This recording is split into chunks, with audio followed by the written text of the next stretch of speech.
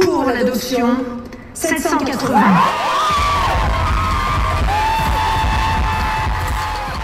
Je me trouve actuellement sur le parvis des droits de l'homme au Trocadéro à Paris où, comme vous pouvez le voir derrière moi, des écrans géants ont été installés pour suivre en direct l'inscription de la liberté de recourir à l'avortement dans la Constitution française. On n'a pas beaucoup d'occasions de se réjouir de nos droits et on a encore moins d'occasions d'écouter les parlementaires réunis en congrès discuter pendant 4 à 5 heures de victoires féministes, de droits des femmes et d'importance pour les droits des femmes de toujours progresser.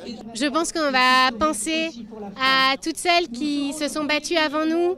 Ça fait 50 ans que la loi Veil aura été votée en décembre. Dans le monde, il y a 40% des femmes en âge de procréer qui vivent dans un endroit où l'IVG leur est interdit. Et c'est aussi pour toutes celles-là, toutes ces femmes qu'on se réunit aujourd'hui et pour leur envoyer de la force. L'avortement libre et gratuit, c'est ne plus avoir honte d'être une femme.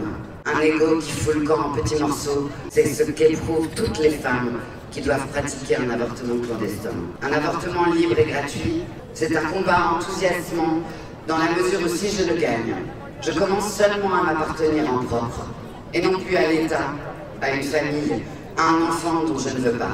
Les femmes ont le droit de disposer de leur corps comme ils veulent. C'est une chance d'assister à un événement pareil. J'ai suivi tout ça, ça fait 48 heures sur les chaînes TV et j'espère que ça va faire tache d'huile dans le monde. Solidarité avec les femmes du monde entier. En ce moment même, toutes les copines justement des plus grandes organisations féministes européennes nous regardent, sont en train de suivre la soirée et que ça leur donne une impulsion immense. Si en France aujourd'hui, et c'est historique, on aboutit à cette étape, c'est loin d'être le cas dans l'ensemble des pays d'Europe. Et on lance dès demain en Slovénie une immense campagne européenne pour l'avortement qui vise à ce que chaque citoyenne de l'Union européenne puisse traverser les frontières, se rendre dans n'importe quel autre pays de l'Union européenne et pouvoir avorter gratuitement, avoir accès à l'avortement.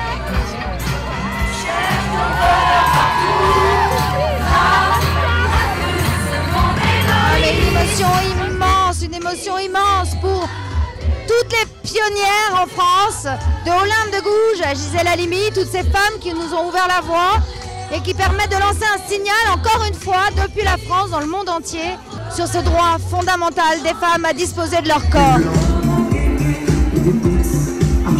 C'est vraiment quelque chose de profondément obscur, en fait, d'interdire à une femme d'avoir le droit de choisir si elle veut ou non un enfant. Et en France, qu'on puisse faire de ce droit, de cette liberté, quelque chose de fondamental et d'inscrit dans la Constitution, c'est génial, c'est historique, c'est ce qu'il fallait faire, quoi, c'est bien.